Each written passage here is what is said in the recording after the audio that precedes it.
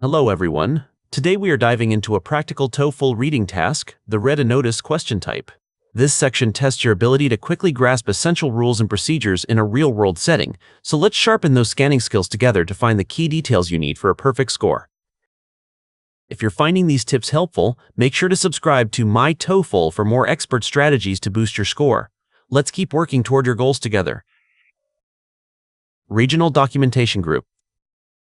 The title Regional Documentation Group immediately tells us that this notice comes from a collective focused on records or archives. Identifying the documentation group helps you predict that the content will likely involve record-keeping or preservation. Historical Digitization Project. The subtitle Historical Digitization Project specifies the exact initiative the group is undertaking. By using the word digitization, the text signals a transition from physical records to digital formats, which is the core purpose of this notice. TOEFL enthusiasts wishing to learn how to preserve old photographs must sign up via the organization's official mobile application before the end of this month. This opening sentence sets the stage by identifying local enthusiasts as the target audience and establishing a clear deadline. The phrase "must sign up" emphasizes that registration is a mandatory requirement that needs to be completed through a specific digital platform. Applicants should download the digital photography manual and complete the technical readiness survey available in the personal profile section. Here, the notice outlines the preparation steps, requiring applicants to engage with a photography manual and a readiness survey. The mention of technical readiness suggests that participants need a certain level of skill or equipment before they can proceed. To finish the enrollment, participants must bring their own scanner and 3 physical photos to the main activity hall on Saturday morning. This sentence provides the final logistical details needed to finish the enrollment at a physical location. By requiring participants to bring their own scanner, the organization shifts the responsibility of providing equipment to the individual enthusiasts. What type of organization issued the notice? This question asks us to identify the type of organization responsible for the notice. We need to look for clues in the names and activities mentioned earlier to determine the nature of the group. Now, keeping this in mind, let's look at our options. Let's take a closer look at option A. A professional medical center. While the text mentions preservation, there is no mention of a medical center or health-related services. Because the focus is on old photographs rather than patients, we can safely eliminate this choice. Now, let's examine option B. A regional transport authority. Although the group is regional, nothing in the notice refers to buses, trains, or transport authority. The context of historical projects makes this option logically inconsistent with the text. Here's option C. Let's break it down.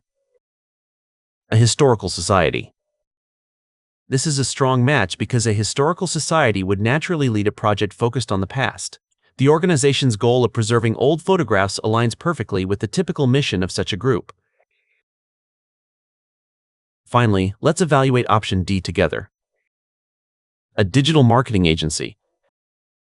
The text mentions digital tools, but this is a project for enthusiasts rather than a commercial marketing agency. The primary goal is preservation, not advertising, so this option is a distractor.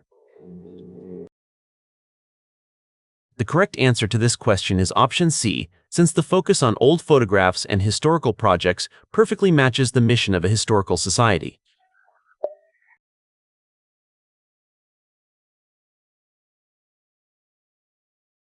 How can the customer-student user complete the process?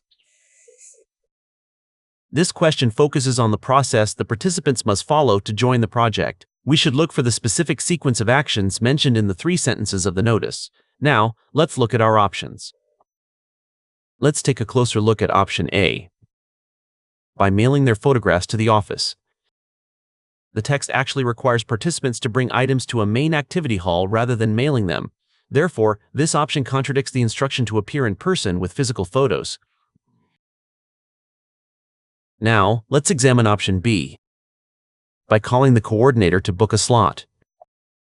Sentence 1 explicitly states that users must sign up via a mobile application, not by calling a coordinator. This makes the option incorrect as it suggests the wrong method of contact. Here's option C. Let's break it down. By using an app and bringing equipment.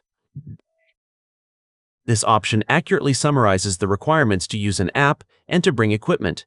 It combines the digital and physical steps mentioned throughout the text to complete the enrollment. Finally, let's evaluate option D together. By paying an online registration fee. While there are several steps to complete, the notice never mentions an online registration fee. We should not assume there is a cost if the text doesn't explicitly state paying is required. The correct answer to this question is option C, because it correctly identifies the dual requirements of using a mobile application and providing one's own scanner.